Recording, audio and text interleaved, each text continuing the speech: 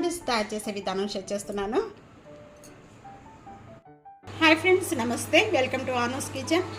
Veg chowmein తయారు చేసుకోవడానికి ముందుగా ఇక్కడ నేను 2 లీటర్స్ ఒక బౌల్లో వాటర్ తీసుకొని బాగా బాయిల్ చేస్తున్నానండి. ఈ బాయిల్ ఉన్న వాటర్లోనే మొత్తం కూడా 1/2 టేబుల్ స్పూన్ సాల్ట్ యాడ్ చేసేస్తున్నాను.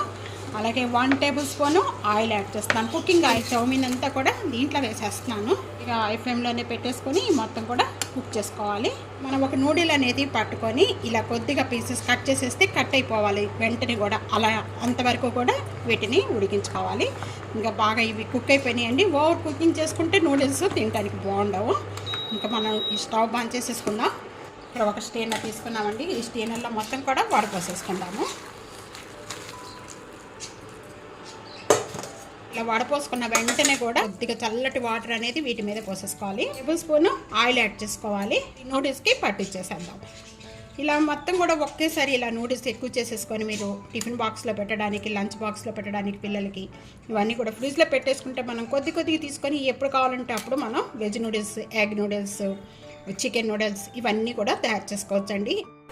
వెజ్ నూడిల్స్ తయారు చేసుకోవడానికి ఇక్కడ నేను ఒక 2 టేబుల్ స్పూన్ ఆయిల్ యాడ్ చేస్తున్నానండి. ప్యాన్లో బాగా కాయిపోయింది. కాయిపోయిన వెంటనే మనం చిన్న పీసెస్ కట్ చేసుకున్న వెల్లుల్లిపాయలు, క్యాప్సికమ్, క్యారెట్, ఆనియన్స్, క్యాబేజీ ఇవన్నీ కూడా దీంట్లో యాడ్ చేసేస్తున్నాను. లైట్గా ఫ్రై చేసుకుంటే అవి తింటున్నప్పుడు చాలా బాగుంటుంది. 1/2 టేబుల్ స్పూన్ సాల్ట్ యాడ్ చేస్తున్నాను. 1/2 table spoon Ajinomoto, vinegar, 1 table spoon soya sauce, table spoon chilli sauce, 1 table spoon red chilli sauce, 2 tablespoon tomato ketchup అండి. అన్నీ కూడా ఒకసారి బాగా కలిపేసుకోవాలి. ఇవన్నీ వేసిన వెంటనే కూడా మిర్చి పౌడర్ 1/2 టేబుల్ స్పూన్. బాయిల్ చేసిన నూడిల్స్ అన్నీ కూడా యాడ్ చేసేసుకొని వెజిటేబుల్తో ఇవన్నీ కూడా బాగా కలిపేసుకోవాలండి. వెజ్ నూడిల్స్ రెడీ అయిపోయింది. వెజ్ నూడిల్స్ రెడీ అయిపోయినాయి. తప్పకుండా ఇదే విధంగా ట్రై చేసి మీకు ఎలా ఉందనేది నాకు కామెంట్స్లో తెలియజేయండి. ఈరోజు ఎగ్ నూడిల్స్ తయారు చేసే విధానం షేర్ చేస్తున్నాను. ఇక్కడ నేను 3 ఎగ్స్ తీసుకున్నాను. ఈ 3 ఎగ్స్ని కొద్దిగా దీంట్లో సాల్ట్ వేసేసుకొని బాగా బీట్ చేసేసుకున్నాం. ఎగ్ నూడిల్స్ తయారు చేసుకోవడానికి నేను ఇక్కడ ప్యాన్లో 3 టేబుల్ స్పూన్ ఆయిల్ వేస్తున్నానండి.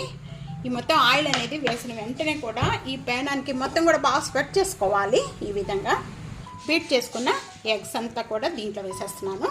2 మినిట్స్ వరకు కూడా మనం ఎగ్ వేసిందంతా కూడా ఈ విధంగా ఫ్రై చేసుకోవాలి.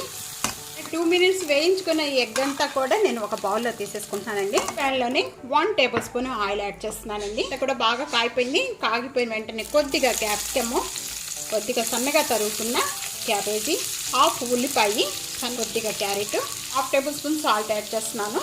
ఈ విధంగా మగ్గిపోతే చాలండి. ఎక్కువగా వేయించుకోని అవసరం లేదు. ఈ విధంగా వేగితే చాలు.